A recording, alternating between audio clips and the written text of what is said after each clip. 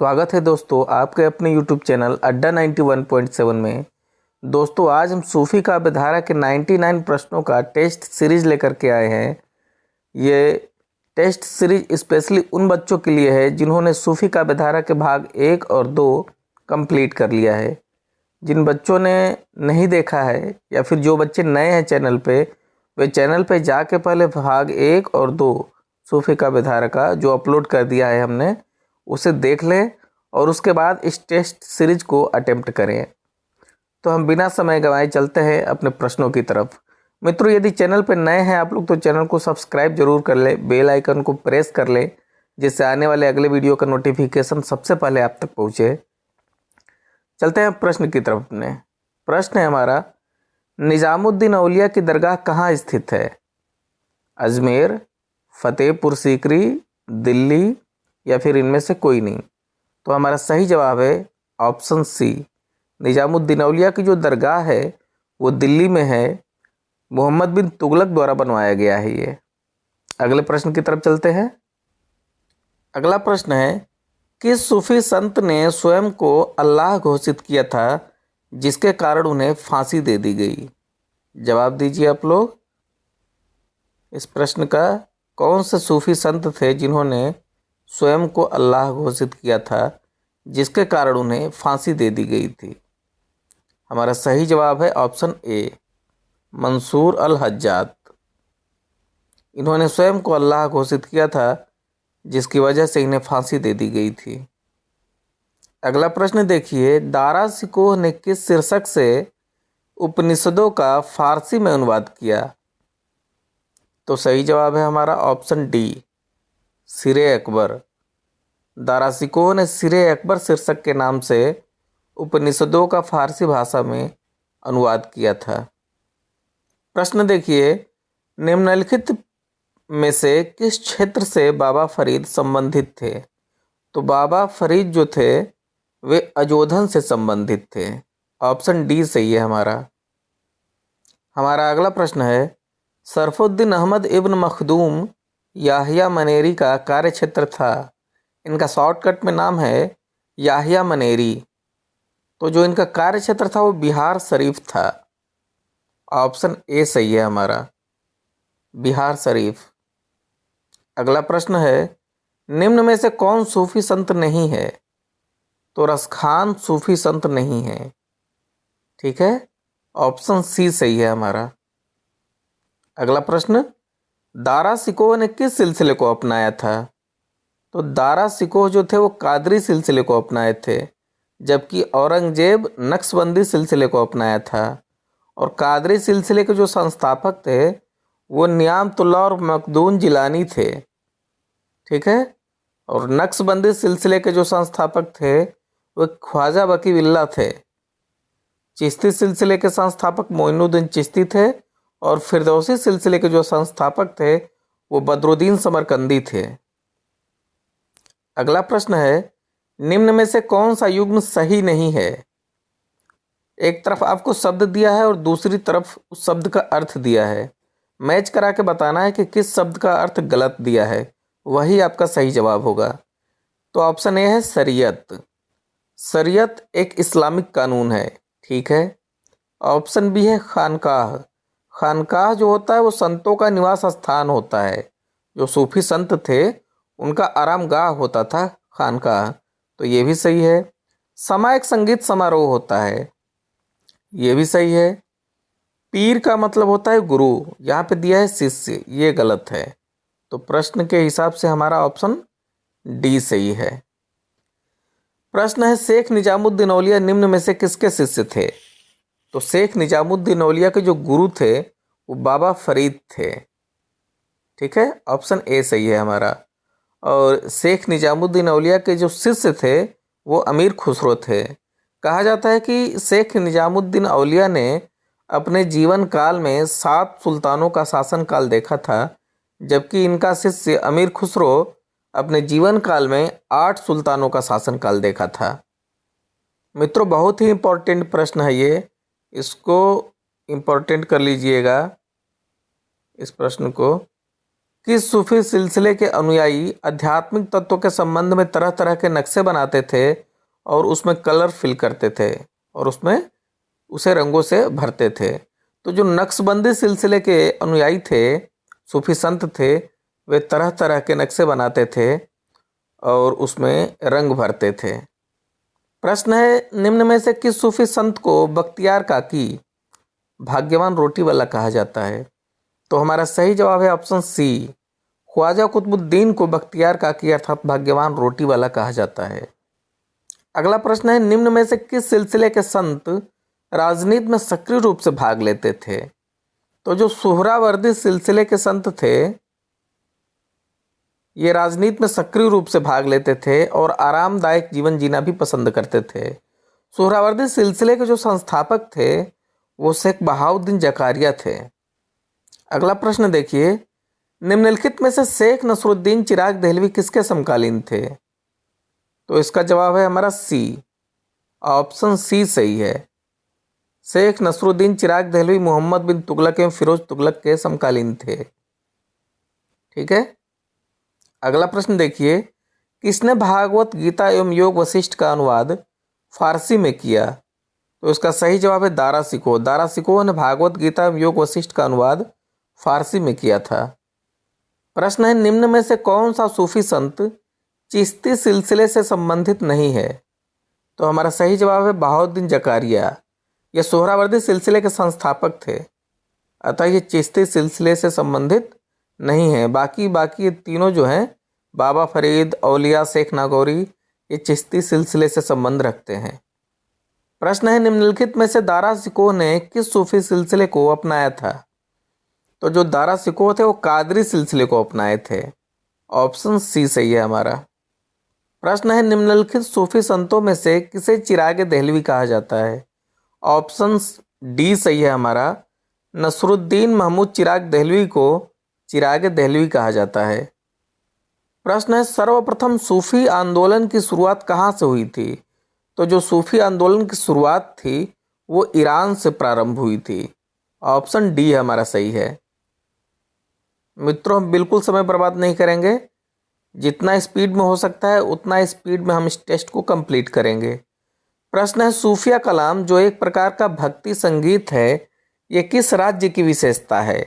तो इसका सही जवाब है कश्मीर। हमारा ऑप्शन सी सही है।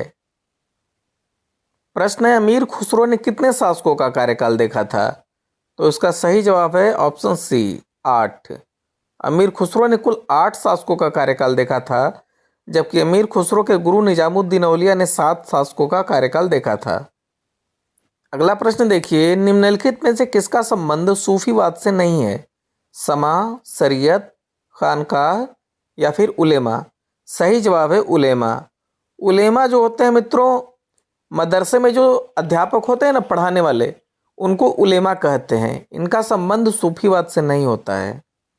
प्रश्न है, सूफी सिलसिले में कौन सा सिलसिला सबसे कट्टर माना जाता है?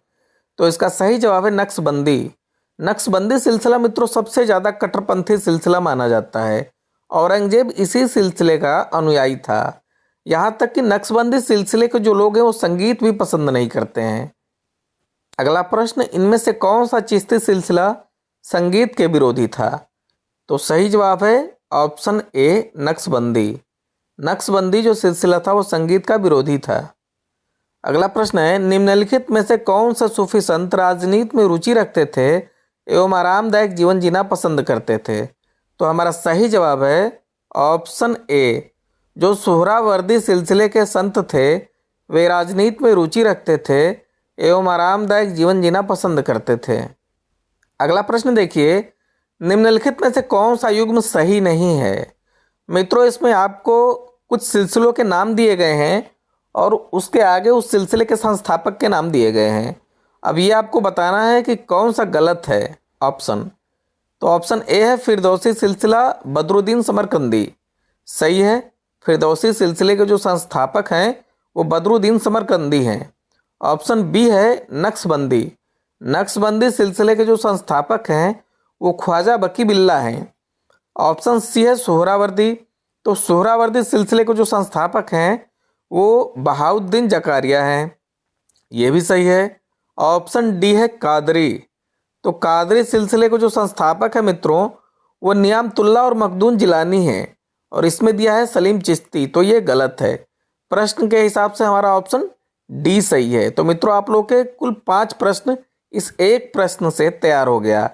एक तो चारों सिलसिलों के नाम पता चल गए कि किसके संस्थापक कौन है। ऑप्शन डी याद कर लीजिए आप लोग, कादरी सिलसिले के जो संस्थापक हैं वो नियामतुल्लाह और मखदूम जिलानी हैं। ठीक है, अगले प्रश्न की तरफ चलते हैं। प्रश्न है, विश्व में चिश्ती संप्रदाय के संस्थापक के रूप में कौन जाना जाता है? तो सही जवाब है ऑप्शन बी, ख्वाजा अबू अहमद अब्दाल जो हैं पूरे विश्व में चिश्ती संप्रदाय के संस्थापक के रूप में जाने जाते हैं। अगला प्रश्न देखिए, भारत में किस सूफी सिलसिले को सर्वाधिक लोकप्रियता मिली? तो इसका सही जवाब है ऑप्शन डी, भारत में चिश्ती सिलसिले को सबसे ज्यादा लोकप्रियता मिली है। निम्नलिखित में से किस संत के नाम पर कुतुब मीनार का नाम पड़ा? तो सही जवाब है कुतुबुद्दीन बख्तियार काकी, इन्हीं के नाम पे कुतुब मीनार का नाम पड़ा। और मित्रों कुतुब मीनार की जो नींव थी वो कुतुबुद्दीन ऐबक ने रखवाई थी, जबकि उसे पूरा कराने का श्रेय इल्तुतमिश को जाता है। निम्नलिखित में से किसे इस्लामिक रहस्यवादी आंदोलन कहा जाता है? तो सूफी आंदोलन को ही इस्लामिक रहस्यवादी आंदोलन कहा जाता है। ऑप्शन ए सही है हमारा। ठीक है मित्रों, वीडियो को लाइक जरूर कीजिएगा आप लोग, और चैनल पे नए हैं तो चैनल को सब्सक्राइब जरूर कीजिएगा, और वीडियो के खत्म होने के उपरांत इसे अपने मित्रों तक शेयर भी कीजिएगा, जिससे ज़्यादा से ज़्यादा लोग इसका फ़ायदा उठा सकें। प्रश्न है, दिल्ली के सुल्तान इल्तुतमिश ने किस सूफी संत को शेख उल इस्लाम की उपाधि दी थी? तो सही जवाब है शेख बहाउद्दीन जकारिया। ऑप्शन डी हमारा सही है। ये सोहरावर्दी सिलसिले के संस्थापक थे। इनको इल्तुतमिश ने शेख उल इस्लाम की उपाधि दी थी। अगला प्रश्न है, फिरदौसी सिलसिले के सर्वप्रथम सूफी संत कौन थे? तो याहिया मनेरी जो थे वो फिरदौसी सिलसिले के प्रथम सूफी संत थे, जिनका पूरा नाम सरफुद्दीन अहमद इब्न मखदूम याहिया मनेरी था। तो हमारा ऑप्शन ए सही है। अगला प्रश्न देखिए, निम्नलिखित में से किस संत को गरीब नवाज कहा जाता है? तो मोइनुद्दीन चिश्ती को ख्वाजा गरीब नवाज भी कहा जाता है। ऑप्शन सी हमारा सही है। अगला प्रश्न है, निम्नलिखित में से किस सुल्तान से निजामुद्दीन औलिया ने भेंट करने से इनकार कर दिया था? तो सही जवाब है गयासुद्दीन तुगलक। ऑप्शन ए हमारा सही है। गयासुद्दीन तुगलक से निजामुद्दीन औलिया ने मुलाकात करने से इनकार कर दिया था। अगला प्रश्न देखिए, अकबर के शहजादे सलीम किस सूफी संत के आशीर्वाद से पैदा हुए थे? तो सलीम चिश्ती के आशीर्वाद से अकबर को पुत्र रत्न की प्राप्ति हुई थी, और इसीलिए अकबर ने अपने पुत्र का नाम इन्हीं के नाम पर रखा था, सलीम। प्रश्न है, किस सूफी संत को सन्यासियों के सुल्तान की उपाधि मिली थी?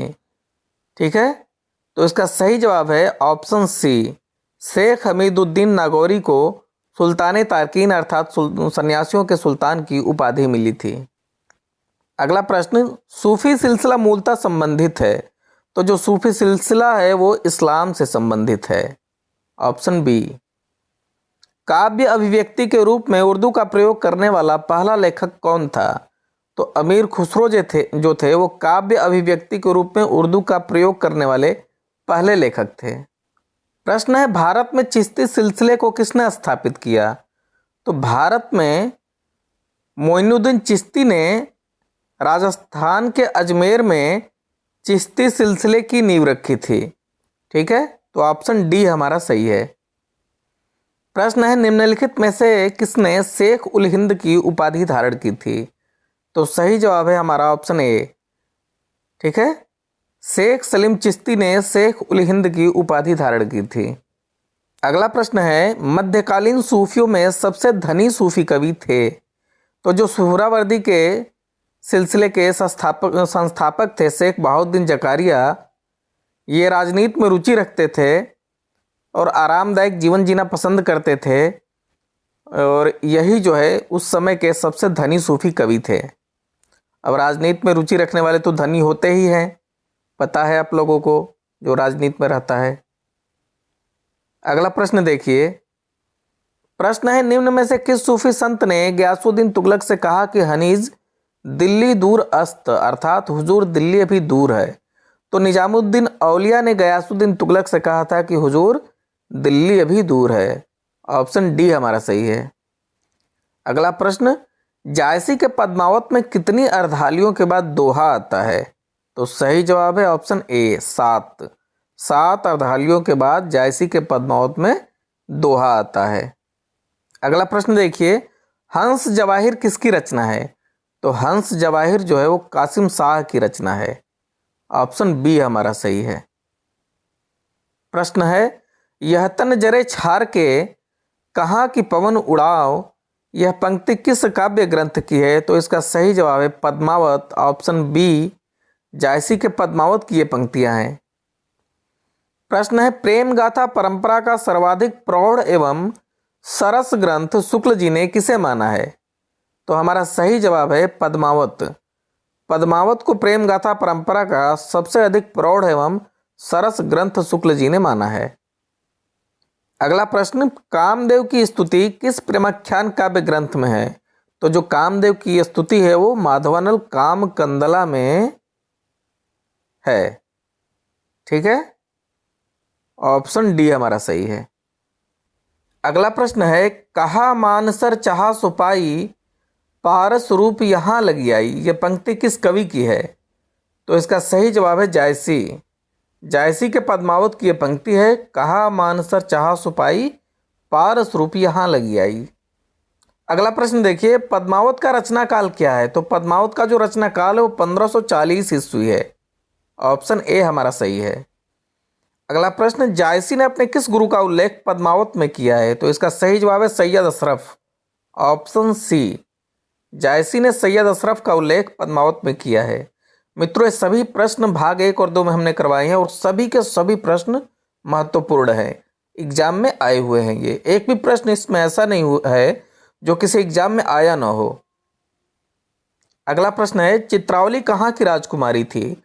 तो जो चित्रावली है वो रूपनगर की राजकुमारी थी। कहाँ की? रूपनगर की। ऑप्शन सी हमारा सही है। अगला प्रश्न देखिए, कुतुबन के गुरु का क्या नाम है? तो जो कुतुबन के गुरु थे उनका नाम शेख बुरहान था। Option D. प्रश्न है, पद्मावत किस भाषा में रचित रचना है? तो पद्मावत अवधी भाषा में रचित रचना है और पद्मावत ही नहीं, जायसी की जितनी रचनाएं हैं वे सभी अवधी भाषा में ही हैं। अगला प्रश्न, पद्मावत में रत्नसेन किसका प्रतीक है?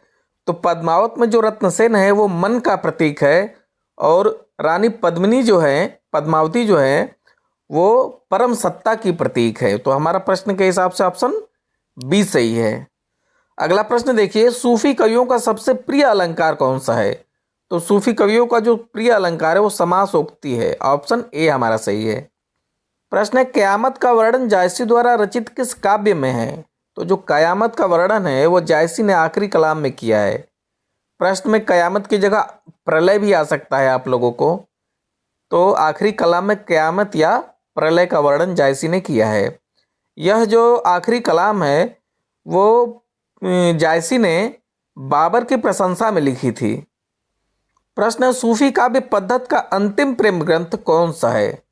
तो सूफी काव्य पद्धत का अंतिम प्रेम ग्रंथ जो है वो इंद्रावती है और ये इंद्रावती नूर मोहम्मद की रचना है और इसे अंतिम प्रेम ग्रंथ जो है वो रामचंद्र शुक्ल जी ने माना है। बाकी पद्मावती जो है ये मधुमालती ज्ञानदीप शेख नबी की रचना है, मधुमालती मंझन की रचना है और पद्मावत में पद्मावती का जिक्र है ये जायसी की रचना है। प्रश्न है, मलिक मोहम्मद जायसी के प्रसिद्ध प्रबंध काव्य का क्या नाम है? तो हमारा सही जवाब है विकल्प सी, पद्मावत। अगला प्रश्न देखिए, अनुराग बांसुरी के रचयिता कौन है? तो नूर मोहम्मद हैं अनुराग बांसुरी के रचयिता। Option B. प्रश्न है, पद्मावत में पद्मिनी किसका प्रतीक है? तो सही जवाब है परम सत्ता। पद्मावत में जो पद्मिनी है वो परम सत्ता की प्रतीक है। अगला प्रश्न देखिए, रस रतन के रचयिता कौन है?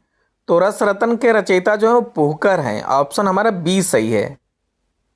प्रश्न है, विरह वर्णन के अंतर्गत पद्मावत में 12 मासा का प्रारंभ जायसी ने किस महीने से किया है? तो सही जवाब है आषाढ़।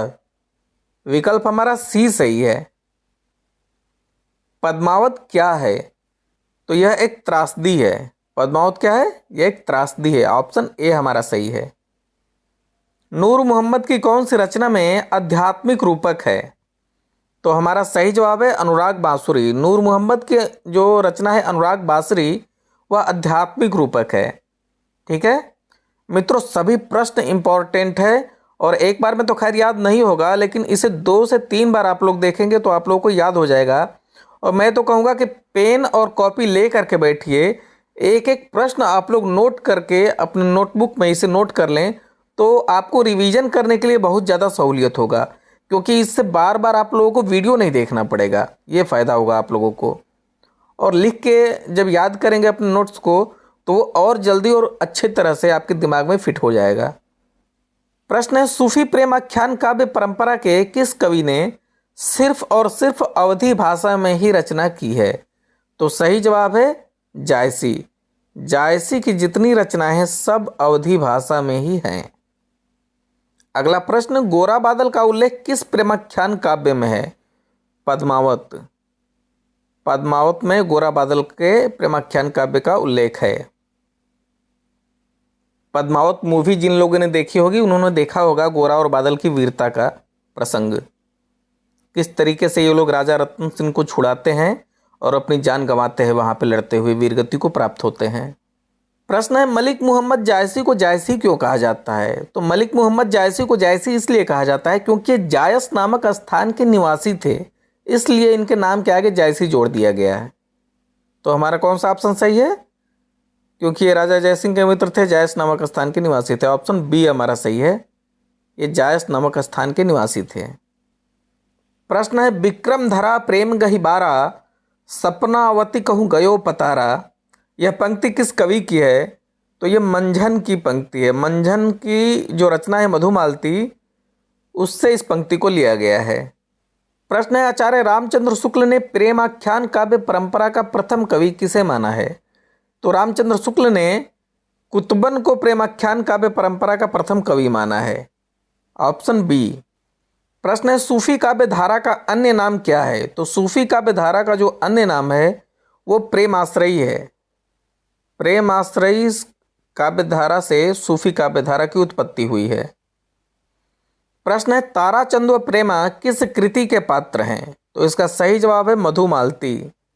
जो रचना मंझन की मधुमालती है, उसी के पात्र हैं ताराचंद व प्रेमा।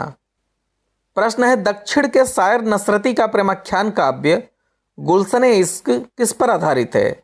तो जो गुलशन इश्क है नसरती का, वो मधुमालती पे आधारित है। आचार्य रामचंद्र शुक्ल ने प्रेमाख्यान काव्य परंपरा का प्रथम कवि किसे माना है? यह प्रश्न रिपीट हो रहा है, इससे पहले भी आ चुका है ये। तो रामचंद्र शुक्ल ने कुतुबन को प्रेमाख्यान काव्य परंपरा का प्रथम कवि माना है। ऑप्शन बी हमारा सही है। प्रश्न है, गणपति और डॉक्टर नागेंद्र ने प्रेमाख्यान काव्य परंपरा का पहला कवि किसे माना है? इन्होंने असाइद को पहला कवि माना है। ये ट को त बना लीजिएगा आप लोग, असाइद है, असाइद। अगला प्रश्न देखिए, तब घर में बैठे रहे नाहिन हाट बाजार, मधुमालती मृगावती पोथी दोई उचार, यह पंक्ति किस कवि की है? तो ये जो पंक्ति है वो बनारसी दास की है। ऑप्शन सी हमारा सही है। प्रश्न है, पद्मावत के अनुच्छेदों का क्या नाम है? तो जो पद्मावत के अनुच्छेद हैं वे खंड हैं। ऑप्शन ए हमारा सही है। सूफी मत में वर्णित साधक की 4 अवस्थाओं की भारतीय भक्ति मार्ग के साथ सही क्रम में संगति होगी, क्या संगति होगी? तो सही जवाब है हमारा ऑप्शन ए, आचरण, उपासना, सत्यबोध और सिद्धावस्था।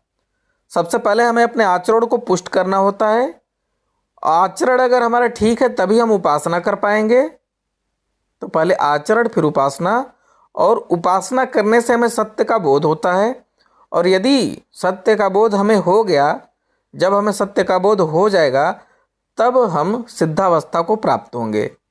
तो पहला आचरण, अंतिम सिद्धावस्था, और बीच में उपासना और सत्यबोध। तो आचरण, उपासना, सत्यबोध और सिद्धावस्था, यही साधक की 4 अवस्थाएं हैं।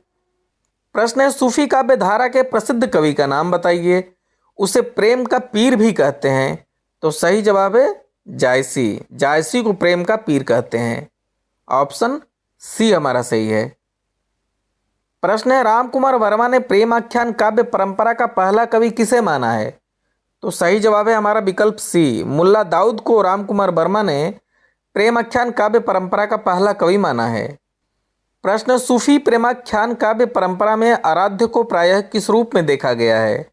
तो सूफी प्रेमाख्यान काव्य परंपरा में आराध्य को 3 तरह से देखा गया है और तीनों ही एक प्रकार से समानार्थी शब्द हैं, जैसे प्रेमिका, पत्नी, महबूबा, इन 3 अवस्थाओं में देखा गया है। ये तीनों नाम एक साथ नहीं आएंगे, कोई एक ही आएगा, जैसे इस प्रश्न में आया है प्रेमिका। तो सही जवाब है हमारा प्रेमिका, विकल्प डी हमारा सही है। प्रश्न है, सूफी मत के अनुसार 4 सोपान कौन से हैं? शरीयत, तरीकत, मारिफत, हकीकत। यही सही है, ऑप्शन ए।